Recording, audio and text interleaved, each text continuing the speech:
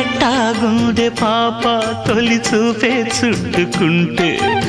ఏదో కొత్త ఊపే ఎటువైపు నెట్టేస్తుంటే ఉండుండి ఎటుంచో ఒక నవ్వే తాకుతోంది మొత్తంగా ప్రపంచం మహగమ్మత్తుగా ఉంది ప్రేమంటే ఇంతేనేమో బాగుందే ఏమైనా కూడా కొత్తేనయ్యో ఏం చేద్దాం ఈ పైన కాస్తైనా